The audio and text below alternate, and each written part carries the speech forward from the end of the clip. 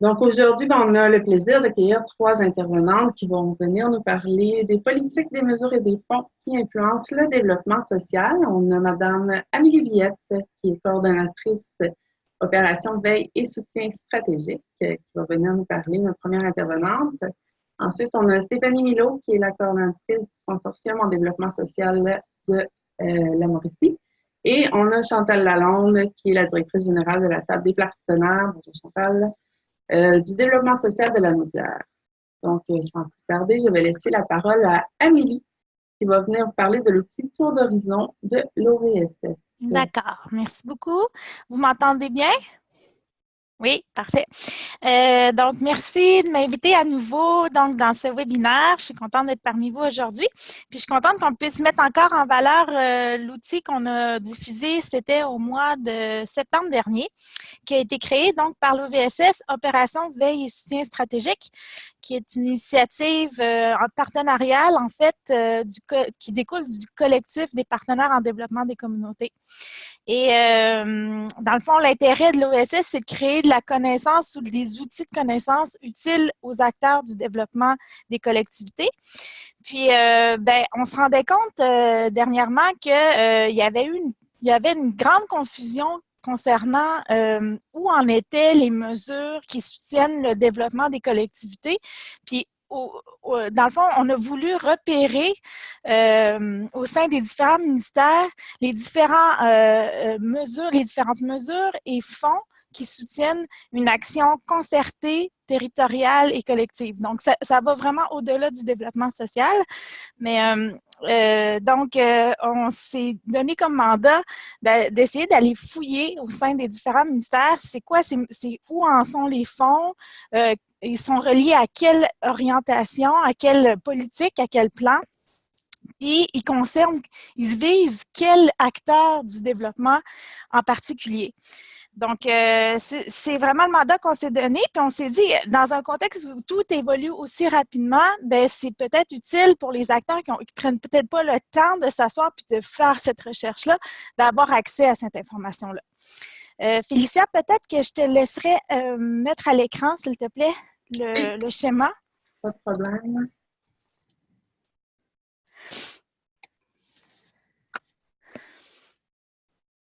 Donc, comme je disais tout à l'heure, le contexte évolue rapidement, mais aussi il y a eu des grands bouleversements dans les dernières années, depuis 2014-2015 plus précisément. Et il y avait on était en transition, on attendait certaines confirmations venant du gouvernement.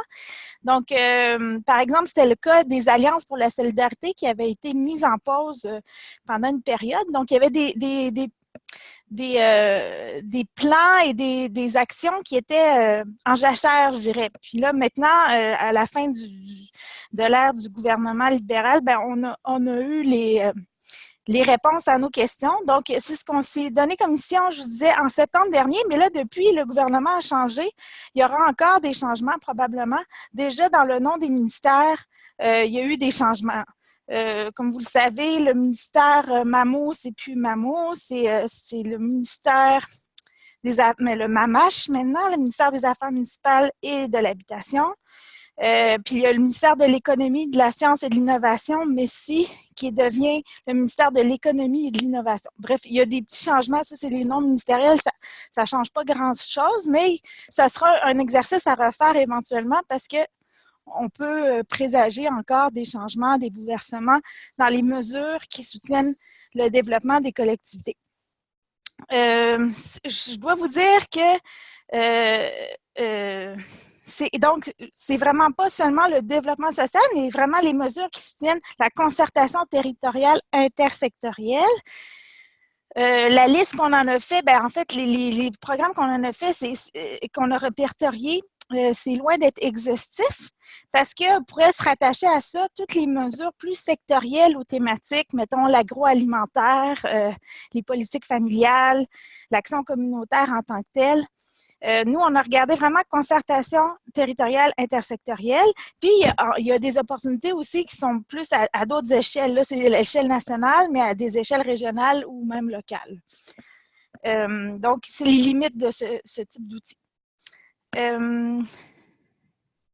Donc, qu'est-ce qu'on y retrouve dans cet outil? Vous voyez qu'il y a les différents ministères qui soutiennent ce type d'action.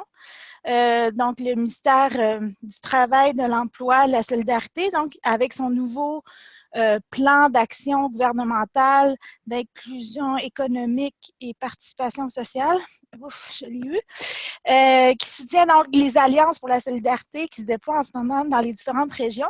Et il y a un fonds qui est attribué, qui est le FKIS, donc Fonds québécois d'initiative sociale, et qui vise dans le fond, l'acteur visé, c'est les tables régionales de lutte contre la pauvreté, les grandes villes puis les organisations autochtones. Donc, c'est le même exercice qu'on a fait pour chacun des ministères. Au ministère, donc le MES, c'est le ministère de l'Éducation et de l'Emploi, de l'Enseignement supérieur, pardon. Donc, avec la politique de réussite éducative qui s'adresse plus particulièrement à un acteur concerté qui sont les IRC, les instances régionales de concertation sur la persévérance scolaire et la réussite éducative. Le MESI, lui, c'est un plan d'action gouvernementale en économie sociale. Encore là, c'est les pôles régionaux d'économie sociale qui sont visés. Après, il y a le ministère de la Santé avec les stratégies, les programmes, le Programme national de santé publique et la politique gouvernementale de prévention en santé. Encore là, c'est les TIR et les CIUS qui sont ciblés. Il y a un dernier pan d'ancrage important, c'est celui du MAMO. Donc, tout ce qui concerne vraiment le milieu municipal, donc des accords de partenariat avec les municipalités, avec le fonds, le FDT, le Fonds de développement des territoires, qui s'adresse au MRC. Ensuite, il y a les stratégies pour assurer l'occupation et la vitalité des territoires, donc les fonds phares. Et il y a les reconnaissances des deux grandes villes du Québec, donc Ville de Montréal, et là, c'est pas la ville, là, mais c'est la grande région de la capitale nationale. Donc, ça fait le tour pour les ancrages institutionnels, mais il reste d'autres ancrages qui pourraient être philanthropiques. On en a deux plus particuliers qui, encore là, soutiennent l'action concertée intersectorielle et territoriale, les nouvelles orientations de la FLAC, dans la Fondation Lucie André Chagnon. Donc, il y a une orientation plus particulière qui est les territoires. Puis, le nouveau projet Impact collectif du Centraide de Grand Montréal qui rime différentes grandes fondations pour soutenir l'action concertée des tables de quartier montréalaises. C'est des exemples, il pourrait en avoir d'autres parmi les philanthropes, bien entendu. Si tu permets, Félicia, j'irai peut-être dans le document pour montrer comment c'est fait. Ça, c'est comme la vue générale, le tour d'horizon général, mais on s'est permis, merci, ça c'est le début du document. Le document d'ailleurs est en ligne en ce moment, il est sur le site de l'OVSS et Félicia va vous le transmettre par la suite. Oui. Mais n'hésitez pas à aller le consulter sur le site. Donc, si on descend, vous voyez à la deuxième page, on voit ce schéma et ensuite, on rentre dans chacune des mesures. Donc, pour chaque ministère, il y a la mesure. On résume un peu la grande orientation. On lit donc les différents fonds. On met l'enveloppe globale, puis la documentation officielle pour chacune de ces mesures-là. Fait que c'est comme ça qu'est fait le document, puis à l'appui des philanthropes à la fin. Donc, ce que ça nous dit, qu'est-ce qu'on constate à travers cet exercice-là, c'est que c'est pas si simple d'aller trouver les différentes opportunités. Il y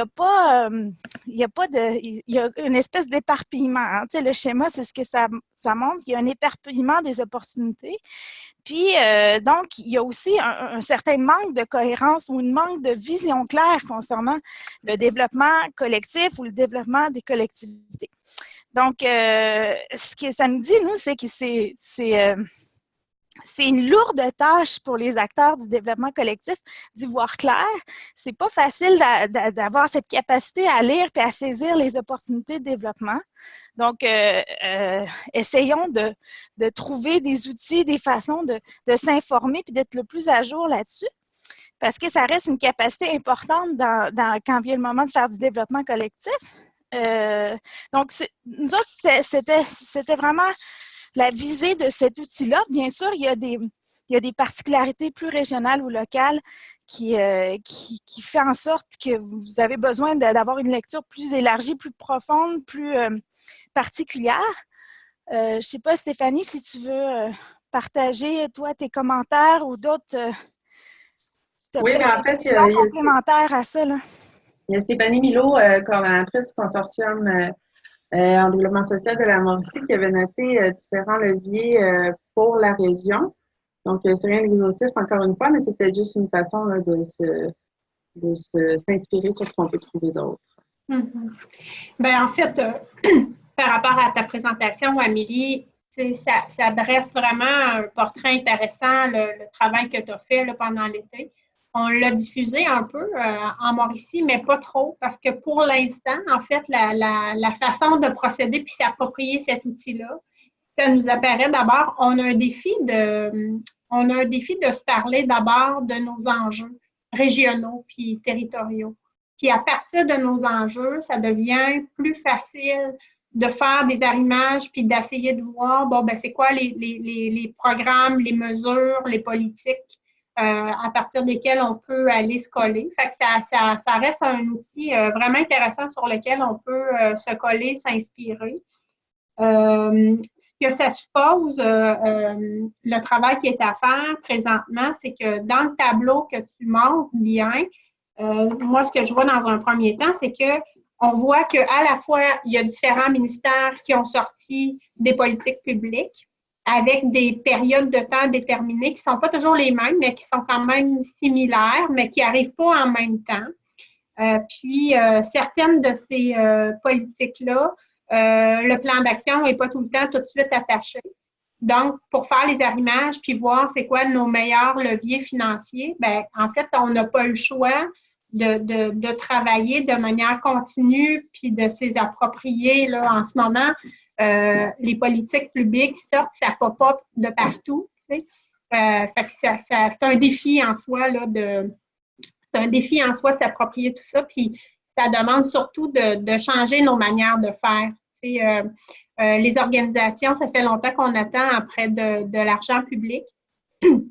Alors, la tendance, ça peut être tout de suite d'aller saisir l'opportunité puis déposer dans un des volets, alors que le défi, c'est de regarder collectivement c'est quoi les enjeux qu'on a sur le territoire, puis de voir comment, globalement, on va maximiser ces sommes financières-là, parce que, somme toute, quand ça débarque dans les territoires ou dans la région, ça semble assez impressionnant comme montant, mais dans les faits, sur plusieurs années, c'est pas si important que ça. Là, fait qu'il faut bien faire, il faut bien planifier notre développement.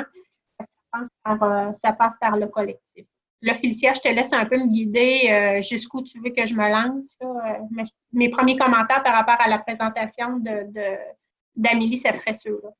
C'est parfait. En fait, j'inviterais peut-être les autres participants, s'il y en a qui ont des commentaires aussi à faire pour vos propres régions par rapport à l'outil de l'OVSS qui a été présenté. Si vous l'aviez déjà eu, probablement, est-ce que vous l'avez utilisé? Est-ce que c'est quelque chose qui vous éclaire? Est-ce que, comme du côté de la Mauricie, vous avez eu une réflexion à ce niveau-là? Donc, je laisserai la parole un peu à vous, aux participants. Peut-être mentionner en main levée ou encore en chat si vous voulez prendre la parole, ouvrez votre micro. Si vous avez une question aussi ou un commentaire, on pourrait prendre quelques minutes pour ça. Oui. C'est ça, moi je suis Gaëtane Mauger de la Gaspésie. Bonjour Christiane, bonjour Claudie, ma collègue. C'est ça, donc l'outil, je connaissais, oui, déjà, on l'avait consulté, on l'avait sur notre babillard. Moi, je suis organisatrice communautaire en Gaspésie, dans la MRC Rocher-Percé.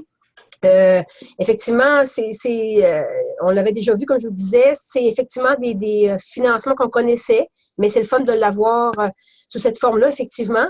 Mais moi, ce que je voulais signifier beaucoup, on avait gagné beaucoup de terrain dans les dernières années en travail collectif en Gaspésie, avec nos tables de développement social, avec les agents qui accompagnaient les fonds, des agents d'accompagnement des fonds là, qui s'adressaient aux tables locales.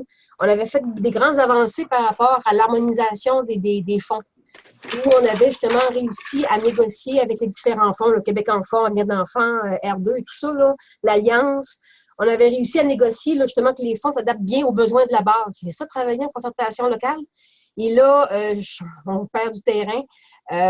Surtout par les appels de projet. C'est épouvantable ce qui nous arrive comme appel de projet à la pièce.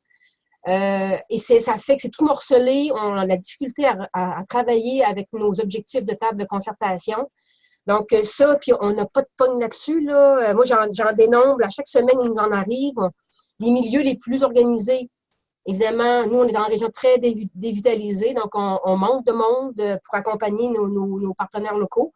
Fait que, ce qui fait qu'il y a de l'argent qui nous passe en dessous, ou bien on a fait des appels de projet, on travaille sur un projet, mais il y a 10 élus dans la province, donc fait que l'argent n'est pas du tout comme avant, dédié à la région, puis on s'organise quoi faire avec. Donc ça, je le souligne, je ne sais vraiment pas comment on peut agir. En santé publique, nous, on l'a signifié, mais bon, c'est ça, qui a du pouvoir d'agir là-dessus? Là? C'est une crainte que j'exprime. Je ne sais vraiment pas comment on peut faire pour récupérer l'argent qui nous revient par territoire avec ce mode de travail-là.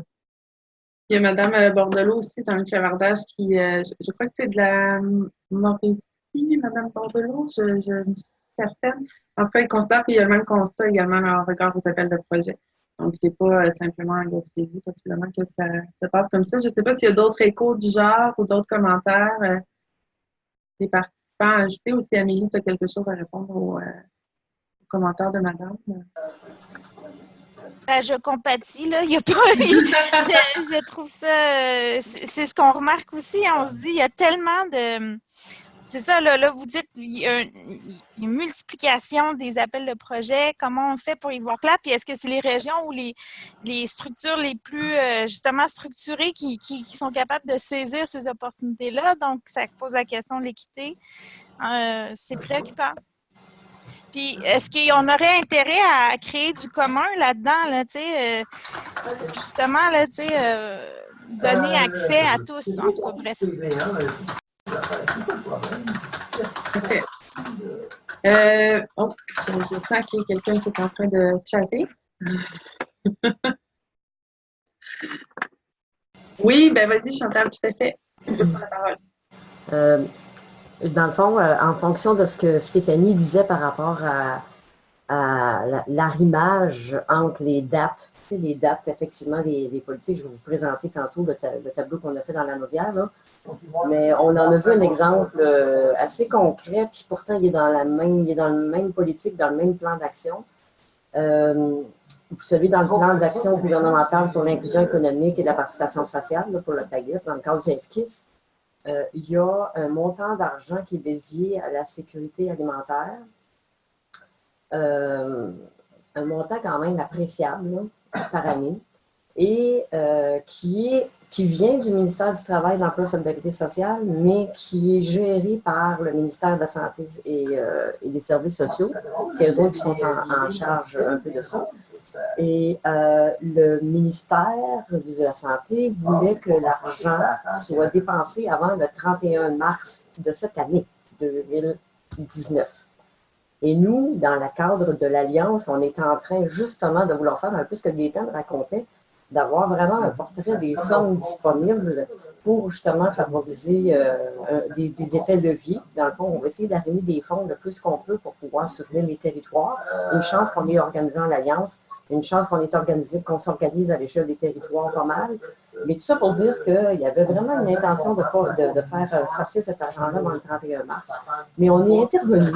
Auprès du ministère de l'Emploi et de la Solidarité sociale pour expliquer que chez nous, là, on essayait d'arrimer ces fonds-là, que c'était les fonds du FKIS pour la sécurité alimentaire, d'autant plus qu'on sait que dans le cadre du PAD 6, c'est la plupart des projets qui ont été déposés sur la sécurité alimentaire.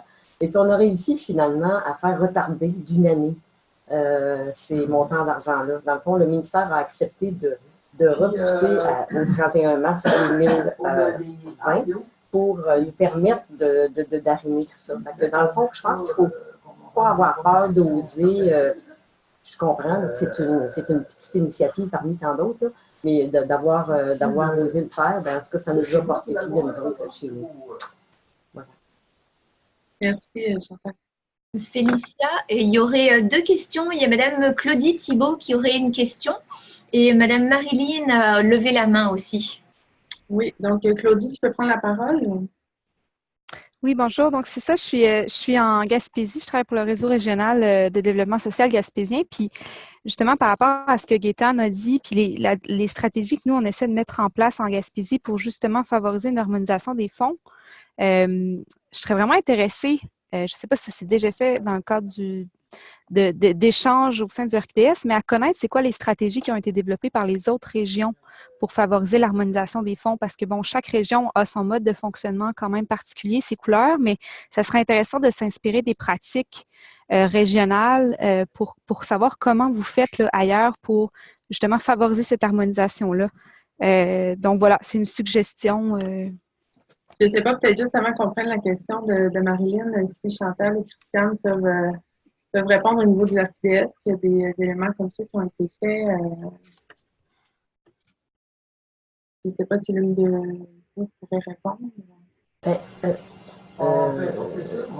Écoute, c'est certain qu'on échappe des affaires, mais nous, c'est une première. Dans le cadre du PAC 6, on avait tenté justement de réunir ou de faire des arrimages à ce moment-là de fonds.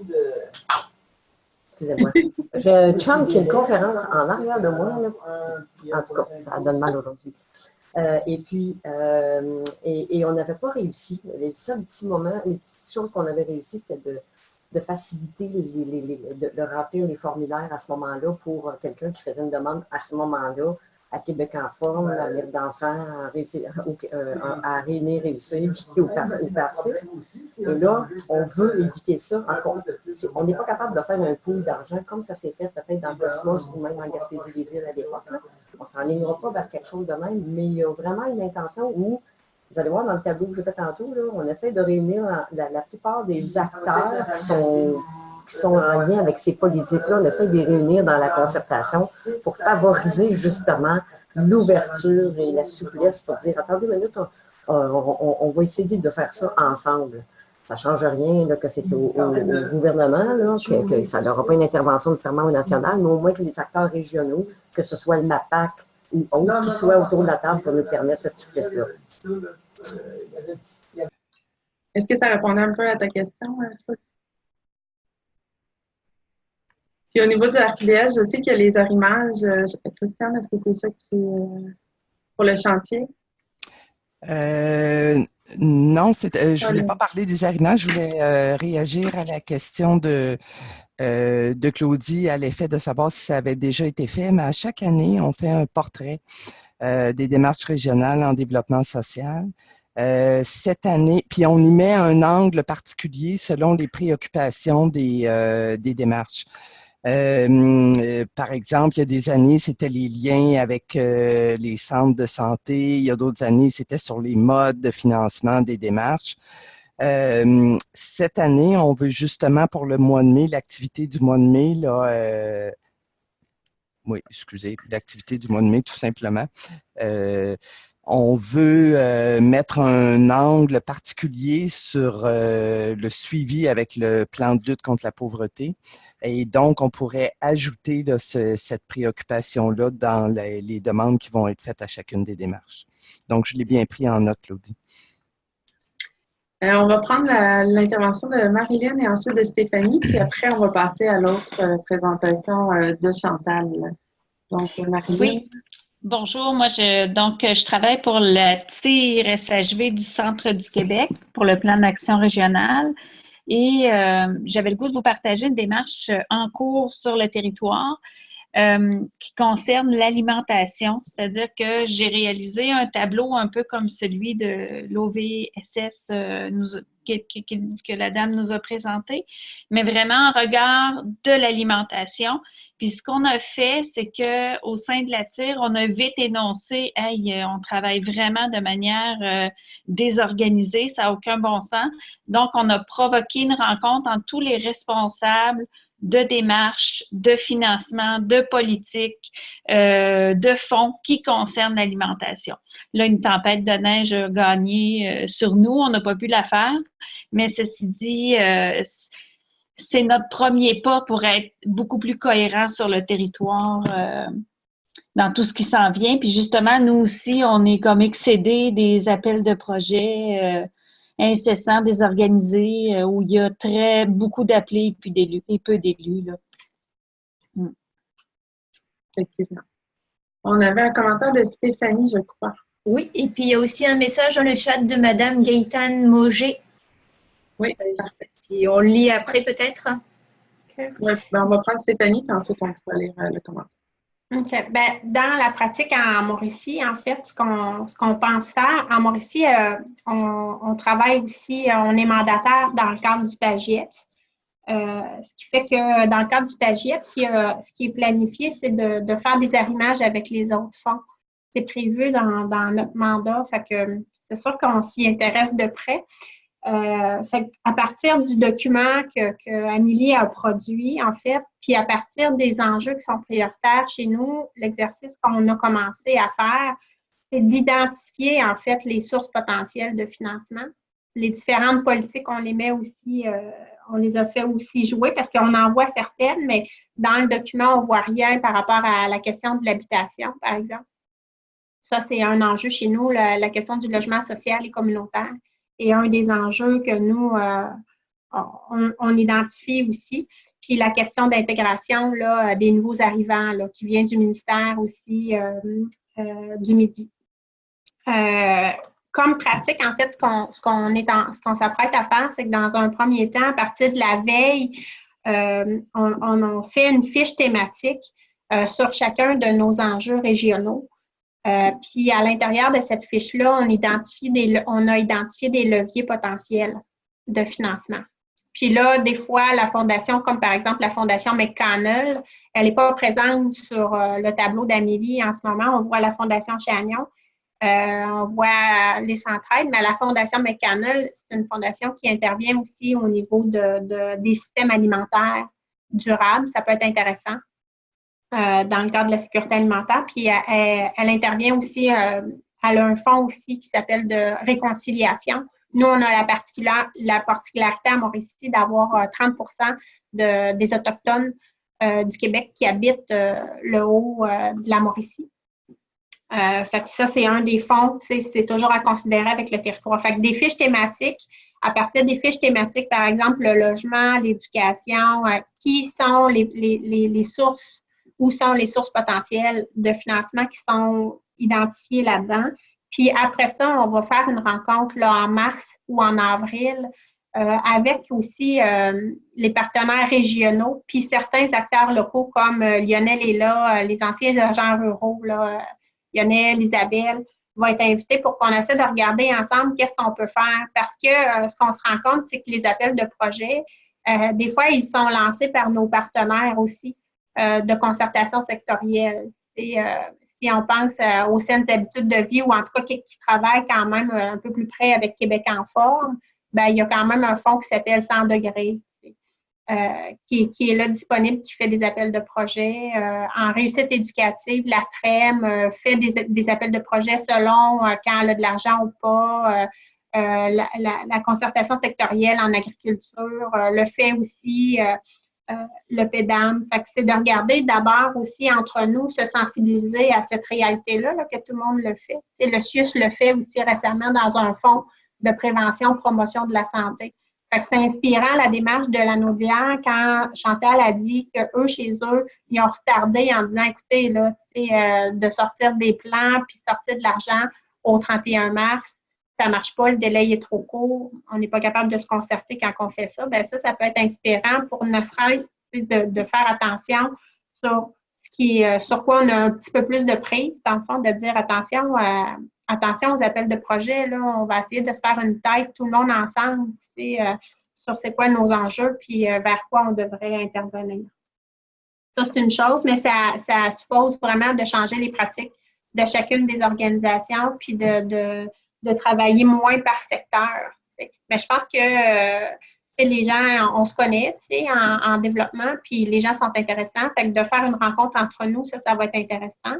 Puis ce que ça permet de voir aussi les fonds, c'est que comme l'argent elle est attendu par les milieux depuis longtemps, ça fait qu'il y a une certaine tendance à dire, ah, ben là, quand les projets des organismes communautaires vont arriver ou des projets en développement social, ben ça va être dans le FKIS qu'on va envoyer ça directement. Mais des fois, on a comme défi, en tout cas, je trouve chez nous, dans la Mauricie, de réussir à faire soutenir des projets qui sont en lien avec le développement social, aussi dans le phare, dans la stratégie d'occupation puis de la vitalité du territoire. Il y a quelque chose qui est de l'ordre de nos milieux ruraux, en fait. En termes d'occupation du territoire, il y a des défis qui sont importants, la proximité des services, l'exode de la population.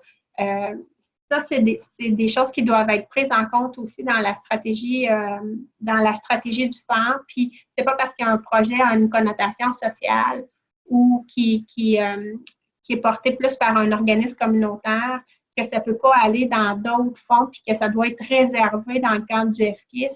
Ça, à mon avis, c'est pas ça, maximiser des sommes, là. Fait que, entre nous, il faut essayer de voir comment on peut ouvrir des portes vers des sources de financement auxquelles on n'aurait pas accès nécessairement. Peut-être que, en tout cas, Amélie, ça va le dire, là, mais tantôt, il va y avoir une grille de lecture qui va être présentée. Peut-être que ça va être une des pistes aussi pour mieux lire et analyser les différentes opportunités et le contexte des milieux. Il y avait le commentaire de Gaëtan Mogère. Je ne sais pas si je le prononce bien. Mogé. Merci. Mais tu voulais le dire, en fait. Ben, dans le fond, c'était juste un peu aussi pour, je ne vais pas non plus passer trop de temps là-dessus, mais je trouve ça vraiment intéressant ce qui se dit. C'est juste qu'effectivement, moi, ce que je vois, là, c'est comme si on avait perdu un peu avec tous les changements qu'il y a eu, on a perdu du terrain. Fait que je peux vous dire un peu pour Claudie, qui demandait tantôt, c'est qu'on avait fait quand même, on avait réussi à avoir chez nous des beaux modes de fonctionnement, mais comme entre autres la planification unique par territoire où les bailleurs se réunissaient pour analyser le plan ensemble. Donc ça, c'est intéressant, mais on a perdu ça. Fait que là, maintenant, effectivement, ce que j'entends tantôt, là, c'est que effectivement, quand je dis des appels de projet, c'est vrai que ça pourrait être le fun pour compléter le tableau. Si on pouvait recenser tout ce qui existe, parce que ce qui est dur, c'est d'avoir une veille. D'avoir une veille sur tout ce qui se grouille en appel de projet. Je sais qu'aux îles de la Madeleine, ils ont vraiment une belle façon de fonctionner. Eux autres, quand ils trouvent un appel de projet, là, quand l'équipe de développement social voit un appel de projet ou un organisme communautaire, ils se font un genre de 9 à 1 où là, ils se réunissent en gang puis ils se disent qu'est-ce qu'on peut faire avec cet appel-là? Puis là, ils construisent des projets ensemble. Mais eux, ils ont une équipe qui sont encore 4. Chez nous, on est 1,5, même pas 1 et 3, 1 et un quart de ressources dans notre développement social. Donc, ça dépend des milieux. On n'est pas capable, là. C'est ça qui est l'inégalité, mais c'est vraiment une belle façon de faire qu'on essaye de mettre en place nous autres aussi, mais on n'y arrive pas vraiment assez, là. Mais peut-être que dans un tableau, il y aurait l'ensemble peut-être de tout ce qui grouille en appel de projet, on pourrait peut-être être plus vigilant. Puis, dans le fond, ce que tantôt, juste un dernier point, ce que vient de dire la dame, là, par rapport à... Moi, c'est la reconnaissance du mode de fonctionnement. C'est que le FKIS, ça s'adresse, c'est l'Alliance, ça s'adresse aux tables locales de développement social. Il y a un mode de fonctionnement. Puis ce que je vois aussi poindre, les élus arrivent dans le décor. Tant mieux, on voulait qu'ils viennent, mais avec un mode de fonctionnement où justement, on va mettre ça. Ça, c'est un projet qui va être financé par le FKIS. Mais ça ne marche pas de même. Ça marche. Il faut que nos tables locales se concertent, disent oui à un projet. Donc, ce n'est pas un appel de projet, ça, là, non plus. Là. Tu ne peux pas envoyer un projet à l'Alliance parce que quelqu'un pense que c'est un projet de développement social. Il faut qu'il soit voulu par la communauté. Fait que, il y a ça aussi à être vigilant. Donc, on a bien du travail sur la planche, je trouve. Effectivement. J'ai noté vos idées, puis il y a l'aspect du 9 à 1, là, tu vas peut-être vous demander un petit peu plus de précision tout à l'heure. Félicia? Oui. Je me permets juste, là, Gaëtan, je trouve que c'est une bonne piste, celle d'avoir des gens qui sont à l'affût puis qui puissent ramener de l'information. C'est sûr que nous, à l'OVSS, on ne peut pas arriver à tout cartographier en temps réel. Il faudrait que je me concentre là-dessus à temps plein. Par contre, avec l'appui de chacun, je pense que ce serait vraiment le fun que ça puisse converger. J'espérais ça avec les nouvelles passerelles du TIES. Je ne sais pas si vous connaissez, là. Mais moi, c'est ce qu'on espère aussi, puis il y a une communauté d'ailleurs du RQDS sur passerelle. Mais, tu sais, au-delà du RQDS même, là, tu sais, ça serait le fun de créer un espace là où on peut venir juste déposer les nouveaux appels, ou en tout cas, bref, ça serait l'idéal, selon moi, créer du commun là-dessus, là. Oui, tout à fait. Merci, Amandine. Amandine a mis le lien d'ailleurs de Passerelle si jamais vous l'avez jeté un petit coup d'œil. On va passer à la présentation de Chantal. En fait, c'est Chantal qui est la directrice générale, comme on disait tantôt, de la table des partenaires du développement social de la Naudière. De leur côté, ils ont créé un outil, compilation de politique, plan d'action ministérielle pour y voir un petit peu plus clair là, dans toutes les différentes opportunités. Est-ce que je peux faire juste une petite intervention technique avant que Chantal commence à parler? J'ai l'impression que le micro du casque n'est pas connecté. C'est le micro de l'ordinateur. Tantôt, quand tu te penchais vers l'ordinateur pour parler, c'était plus fort. Fais voir un test, je te laisse la parole. Merci. Ah ben, coudonc. M'entendez-vous? Oui. Est-ce que vous m'entendez bien? Parfait. OK. Je vais tenter de faire ça comme il faut. C'est un nouveau système qu'on a, là. Fait que, ben, bonjour. Dans le fond, je vous le dis tout de suite, là, on n'est pas une organisation de veille, de recherche et tout ça. On fait de la veille, de la recherche et tout ça, mais on n'est pas des spécialistes. Fait que ce que je vais vous présenter ce matin, c'est parti d'un intérêt vraiment pour nous de comprendre qu'est-ce qui s'en venait. Et c'est parti finalement du plan d'action gouvernemental pour la solidarité et l'inclusion sociale entre 2010 ou 2015, où on avait eu un rôle d'accompagnement local, mais où on était sur le comité de pilotage du PAC6 avec la conférence régionale des élus. On a eu à animer aussi un mécanisme régional sur les arrimages. Je vous disais tantôt qu'on avait une intention. On se disait la lutte à la pauvreté, ce ne sera pas réglé en 2015. Donc, on voulait réunir un ensemble d'acteurs autour d'une table pour essayer de faire de l'arrimage dans nos actions, mais éventuellement dans les fonds. Les fonds, ça n'a pas été possible. Les actions, on a été court-circuité par la fermeture des crés.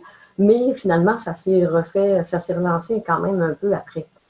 Dans le cadre du PAC6, on avait identifié 10 enjeux de lutte contre la pauvreté, dans le sens où, quand on avait fait les tournées des territoires de MRC, puis même à l'échelle régionale, il y avait 10 enjeux qui ressortaient où, dans le fond, les gens avaient des préoccupations pour lutter contre la pauvreté. Chantal, est-ce que tu veux que je partage ton tableau? Parce que je ne sais pas si tu vas pouvoir, parce que tu sais, il y a la façon qui est faite, tu ne verras pas grand-chose. Je vais expliquer après ça, tu vois. Tu me le diras quand tu voudras. C'est bon. Alors, il y a des enjeux. Ensuite de ça, à partir de ça, on a réalisé un tableau de bord pour ces 10 enjeux-là, pour ces 10 thématiques-là. Je vous le dis, ça part de la petite enfance, là, vraiment du 0-5 ans jusqu'au vieillissement actif. On parle de sécurité alimentaire, de logement, de revenus, de saines habitudes de vie, de réussite éducative, de transport. Je regarde des faits, là. Bon, développement 0,5, vieillissement actif, revenus, emploi et inclusion et solidarité sociale. Donc, c'était 10 enjeux qui étaient là. Et là, à partir de ça, avec la gang qui sont toutes interpellées par ça, on a identifié des indicateurs. Donc, il y a à peu près 3 à 4 indicateurs pour chacune de ces thématiques-là. Et j'ai fait un tableau de bord en fonction avec des données statistiques par territoire de MRC et régional comparativement au Québec.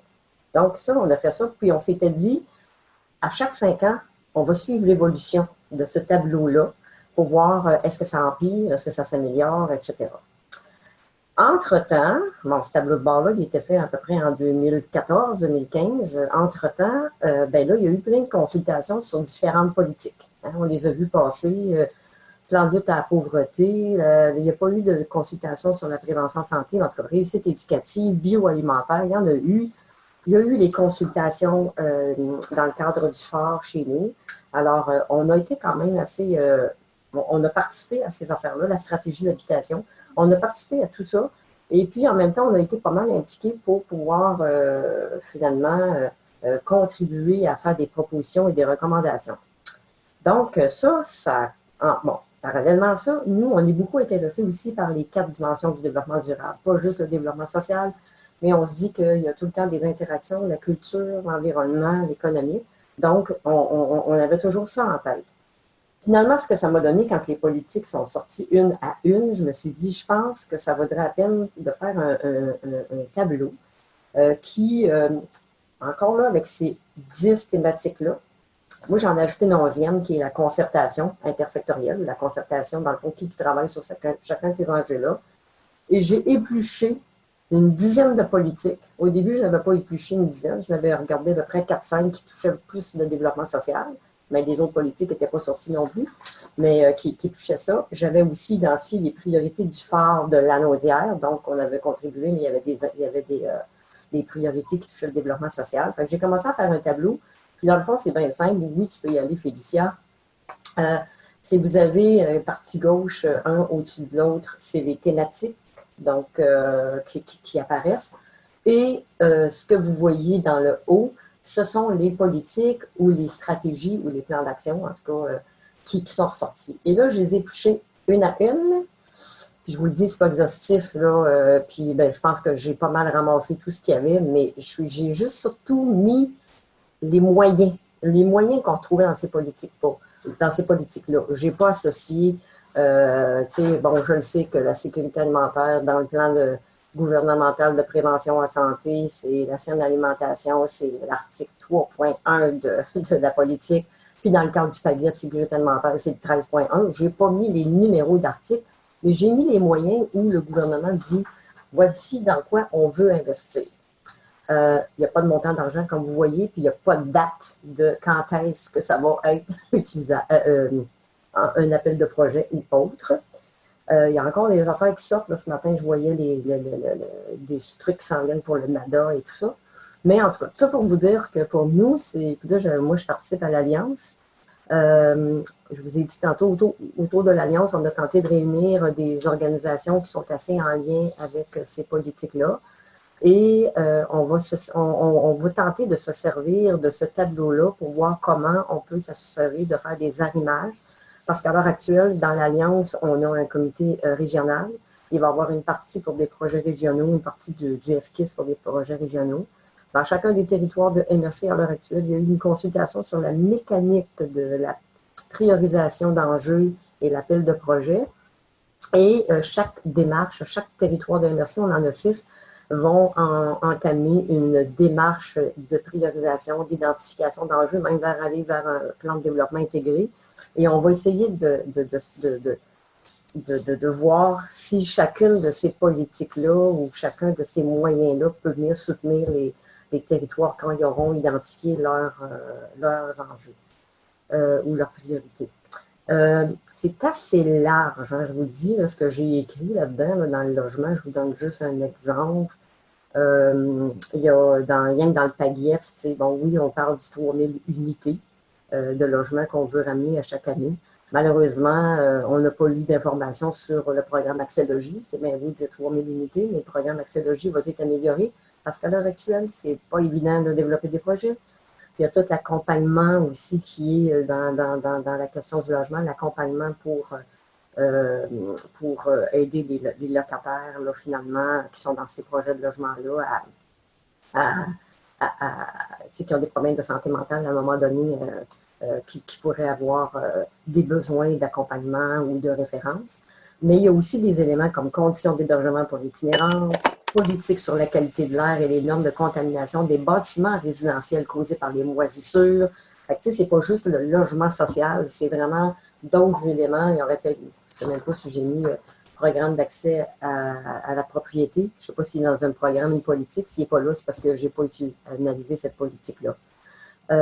Donc, ce qu'on remarque, si vous regardez la sécurité alimentaire, ben, il y a des actions, il y a des moyens qui sont identifiés dans le PAGIEF, dans le programme de prévention en santé, dans la politique bioalimentaire, dans la stratégie 08, dans le développement durable 2015-2020. Il n'y en a pas dans le vieillir ensemble, culture, égalité, mobilité durable.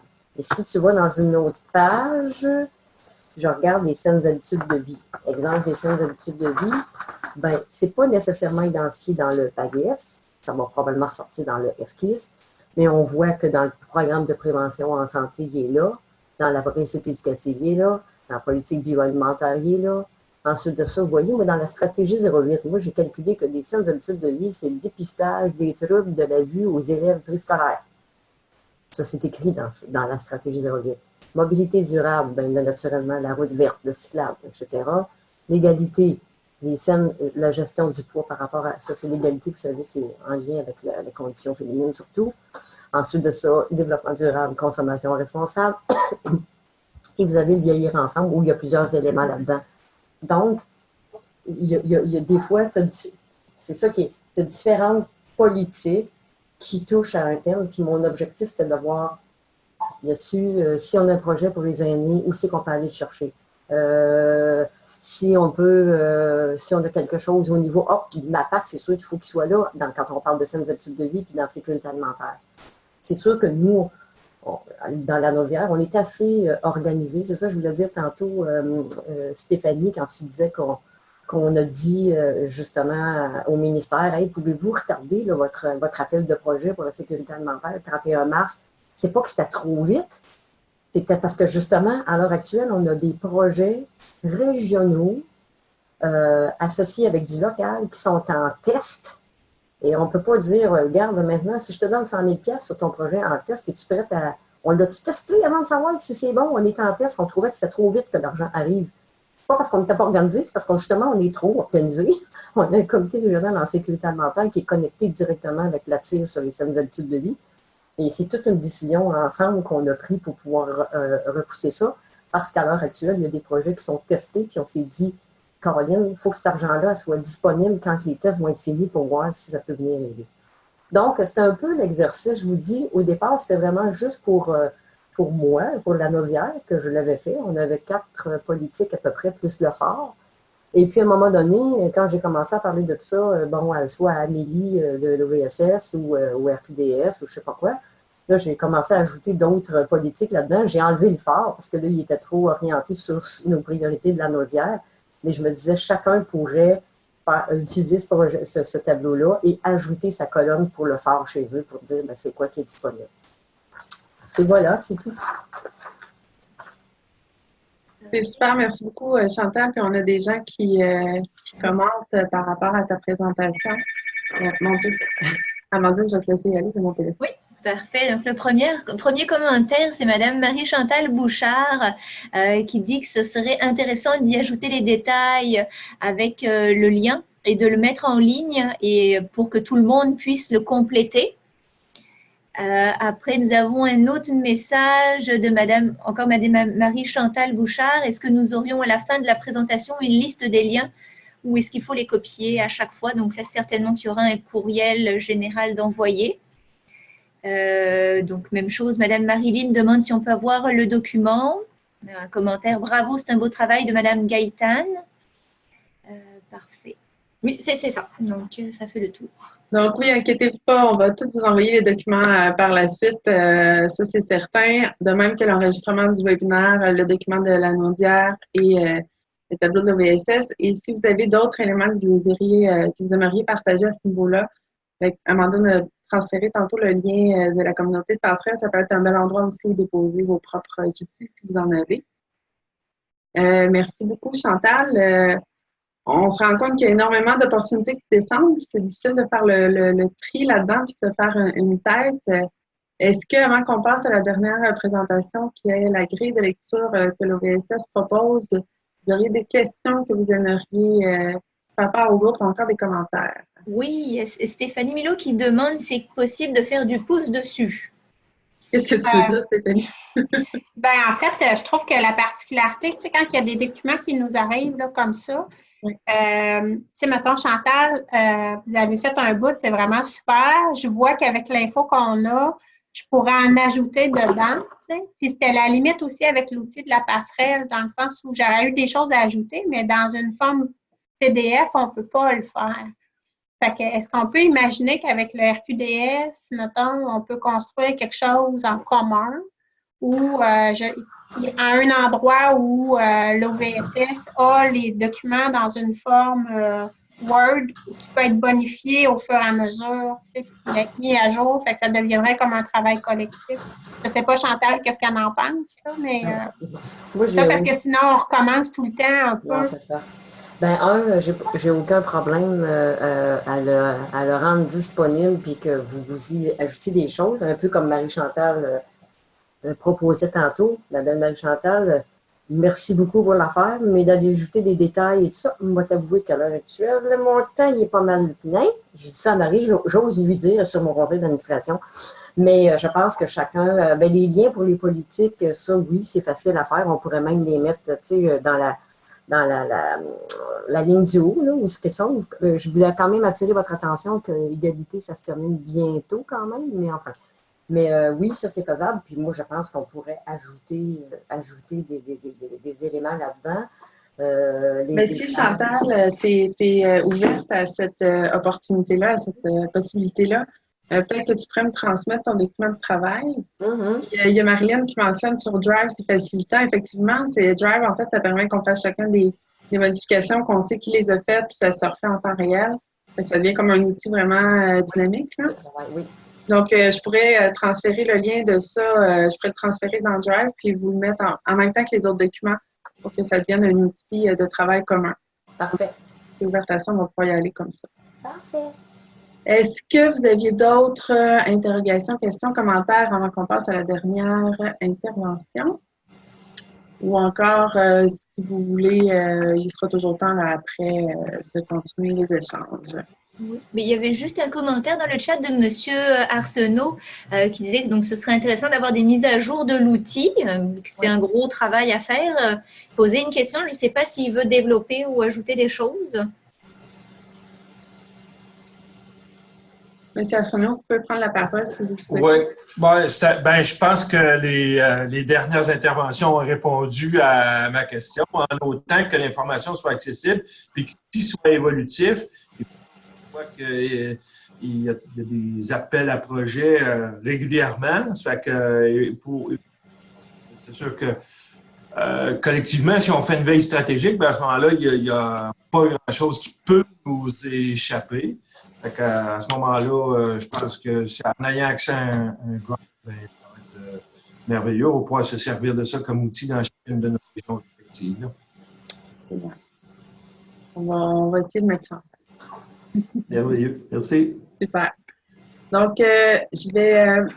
une petite seconde. Alors, en fait, c'est ça. Donc, on a eu plusieurs présentations. Merci beaucoup. Concernant toutes les opportunités qui descendent, tantôt on a parlé des deadlines qui ne sont pas toujours les mêmes, qui ne sont pas toujours, j'ai juste le mot, disons que ça ne rime pas toujours bien les uns avec les autres, puis que c'est difficile à accorder avec nos actions régionales, locales, etc.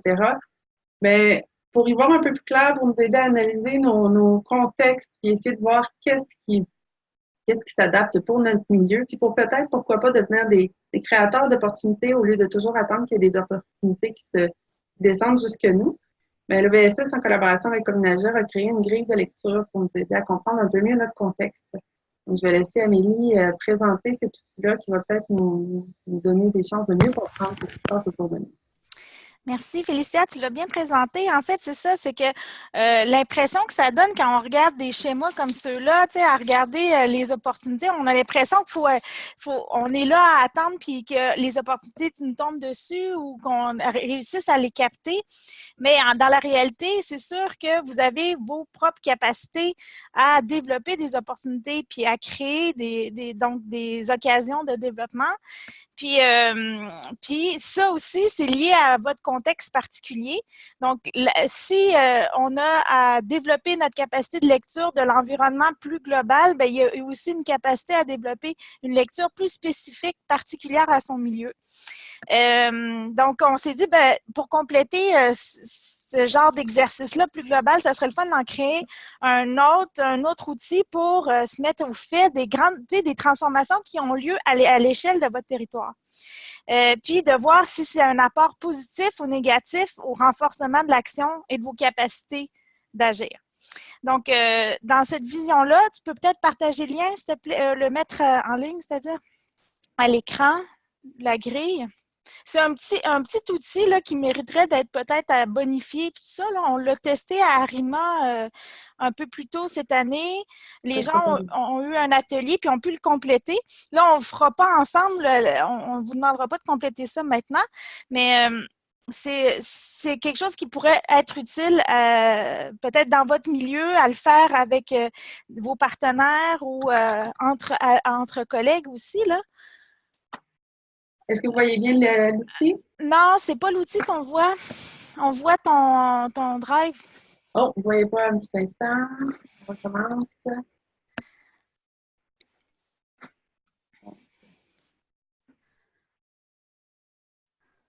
Comme Félicia, il y a toujours Madame Claudie qui a de la difficulté à voir l'écran partagé.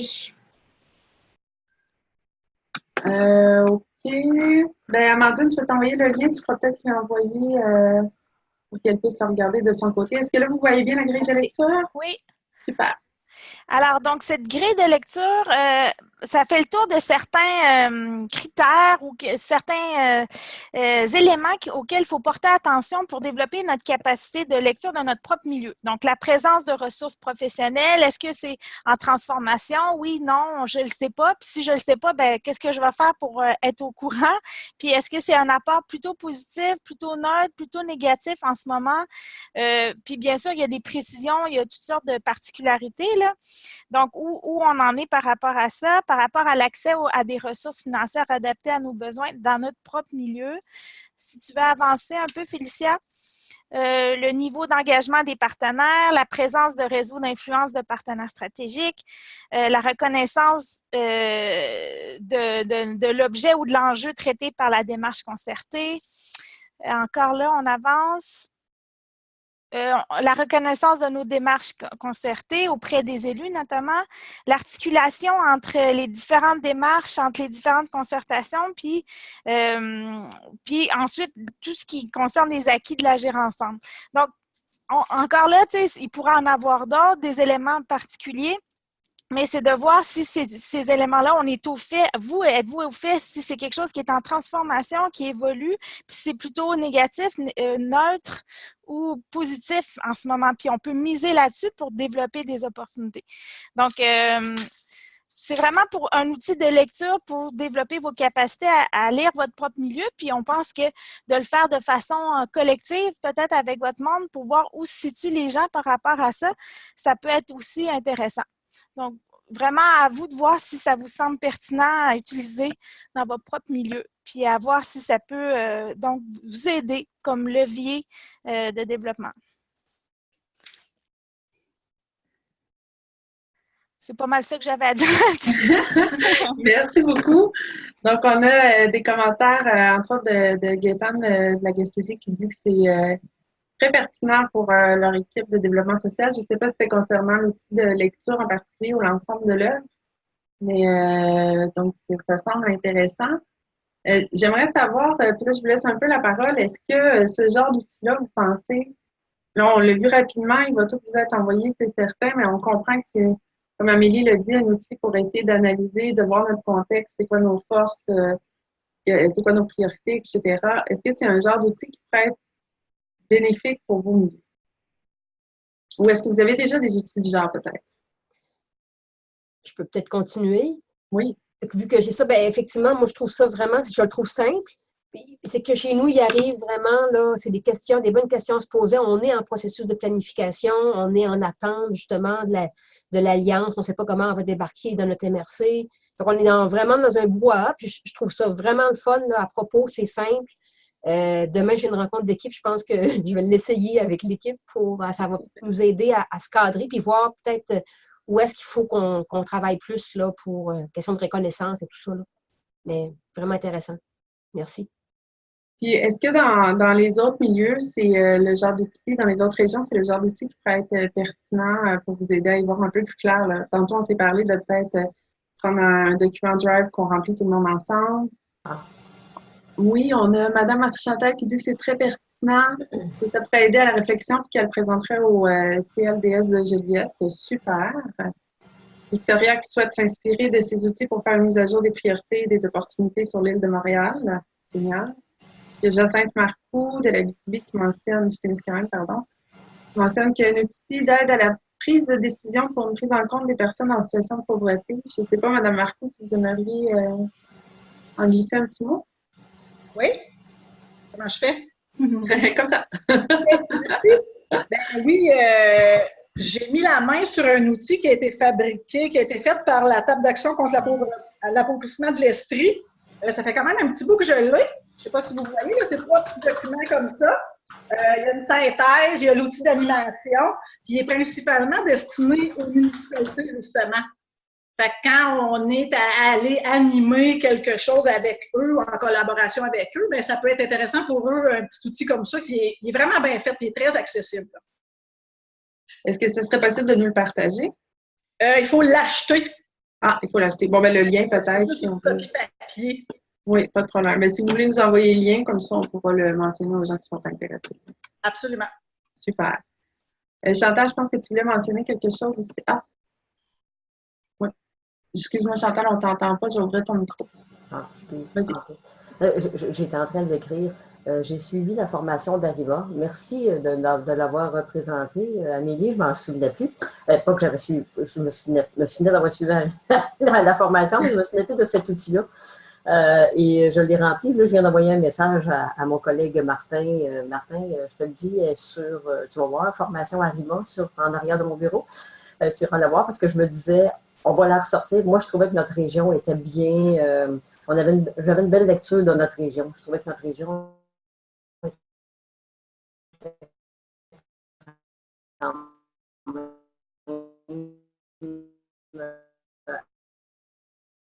assez bien outillée.